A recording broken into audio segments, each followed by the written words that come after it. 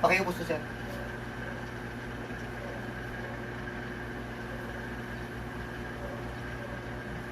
Bago ka umupo dyan, sir, may iniinda ka ng masakit o Nabibigatan ko. nabibigatan yung saan parte ko ang Dito. nabibigatan? Dyan lang Kaya po. nakatingin ako sa'yo. Ah, Sa yung- baba pa lang. Sa baba pa lang, okay. Nabibigatan ko. Pero nung hanggang pag upo mo dyan, nung hindi pa kita ginagamot, ganun pa rin po mabigat. Opo. Pero ngayon po, after kayo madasalan, Wala.